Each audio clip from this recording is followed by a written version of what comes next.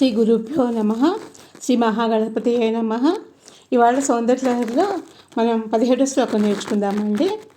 భూమోస్కల్త పాదానాం భూమిరేవావలంబనం త్వయి జాతాపరాధానాం త్వమేవ శరణం శివే.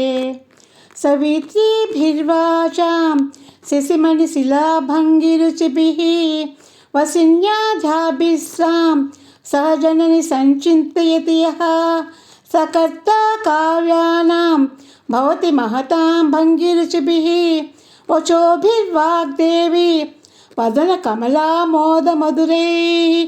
ఇక్కడ ఏం చెప్తున్నారంటే, వాక్కులను కన్న తల్లులు చంద్రకాంతమణుల కాంతులు విరజముడి వారు ఆయన వసిన్యాది వాగ్దేవతలతో కలిసి నువ్వు కొలువు తీరుతావమ్మా. అట్టి నిన్ను చక్కగా చింతన చేసేవారు మహాత్ముల రీతిగా వాగ్దేవత ముఖపద్మంలోని పలుములతో పోలిన పలు రుచుల రసమయమైన వాక్కులతో కూడిన కావ్యాలను రచించగలిగే సమర్థులు అవుతున్నారు కదా తల్లి అని చెప్తున్నారు అనమాట. అంటే ఏంటంటే, అమ్మవారిని కూర్చున్నంత మాత్రాన్నే మనకి వాక్కులు అంత బాగా వస్తాయండి.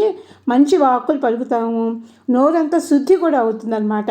చంద్రకాంతులు మనరు వంటి కాంతులు కలిగిన వాగ్దేవతలు 24 మంది ఉన్నారు. వాళ్ళు ఎవరో మనం తెలుసుకుందామండి.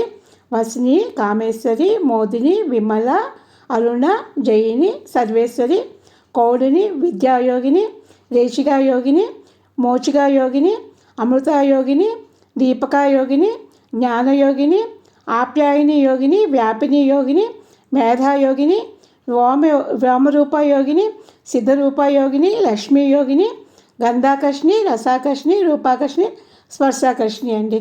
వీళ్ళనమాట ఈ 24 మూర్తులతో కూడిన లలితాంబను ధ్యానించడి దాని మహిమ పై శ్లోకంలో ఇచ్చారనమాట. ఈ 15, 16, 17 శ్లోకాలు ఏంటంటే శాశ్వత సిద్ధికరాలన్నమాట. ఇవేంటంటే మనకి వాక్కులని శుద్ధిగా పలికేటట్లు చేస్తాయి. మనకి ఏంటంటే ఏ వయసులోనైనా సరేనండి విద్య నేర్చుకోవడానికి ఈ సరస్వతీదేవి ధ్యానమే కావాలన్నమాట. ఈ శ్లోకాన్ని పదే పదే చదువుకుంటే కనుక మనకి వాక్కులు శుద్ధిగా వస్తాయి, మంత్రాలు కూడా మంచిగా ఫలిస్తాయండి.